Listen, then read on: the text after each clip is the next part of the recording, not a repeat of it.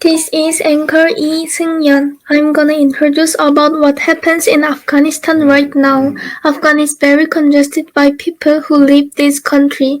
It's because after US Army's withdrawal, Taliban started to retake the Afghan. People of Afghan are fearing about restarting of Taliban's repressive politics again like 20 years ago. About this situation, USA maintained its ground that it's sorry the Taliban's reoccupation, but US Army would not go back to Afghan. Then what situation will come next? I heard that people of Afghan may be die because of hunger and poverty if they can't get an international society support. You're right. Now international society worries about Taliban's repressive politics, so they don't have Afghan that occupied by Taliban. But some predict that China will help them through their new policy, One Road, One Belt. And if so, to stop this policy, USA will help Taliban if they show that they are different from 20 years ago. Well, it means that international society will keep watch Taliban. Then what about international organizations? Likewise, they are waiting till the Taliban keep the promises about keeping human rights, rights of action of women, and severance with another Islamic militant groups. Do you think Afghanistan's problem will solve soon? I'm sorry, but I don't think it will.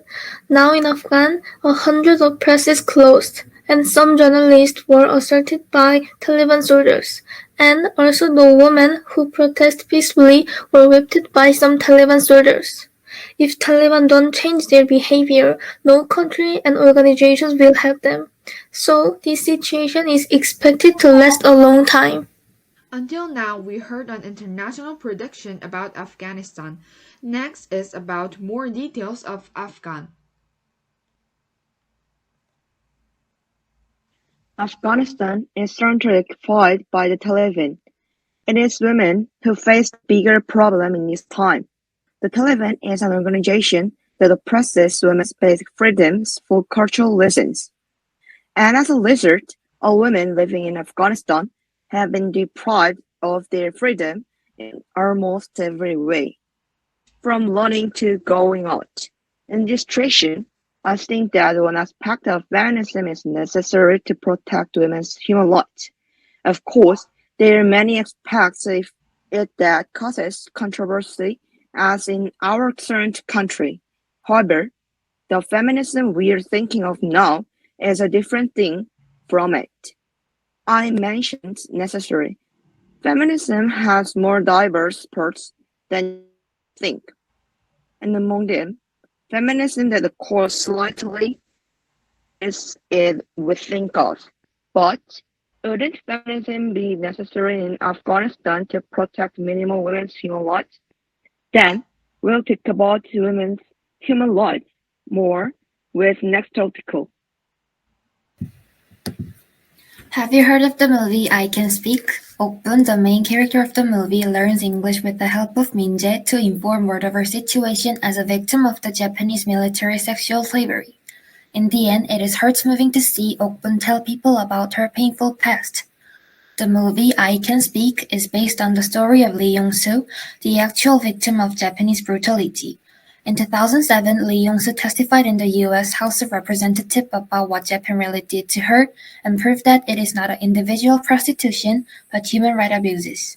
Also, she showed a strong attitude toward Korea and Japan's agreement, turning her back on Japan's economic compensation till the end. Like Lee Yong-soo's wish, we need a sincere apology from Japan for the victims of the Japanese military sexual slavery. However, did you know that we are in a situation where we have to apologize for a similar problem with Japan? The children born between a Vietnamese woman and Korean soldier who was dispatched for the Vietnam War is called a Lai Dai Hen. Lai Dai Hen have been born mostly through rape or prostitution rather than legal marriages. Before criticizing Japan for not apologizing for the problems, Korea should face up to the hidden truth.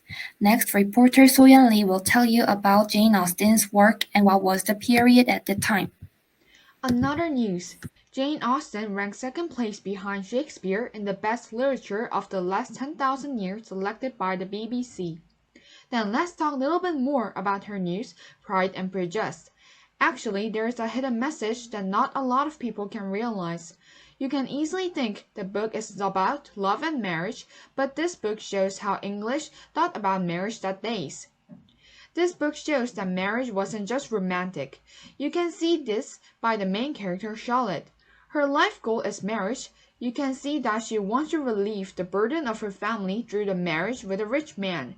At that time, people viewed marriage as a way to solve their economic problems. This shows us that literature can tell us many things. If we know the background of the novel and the situation of the times, we will be able to look at the book from a better perspective. Now, we'll end the close-up news. Thank you for watching.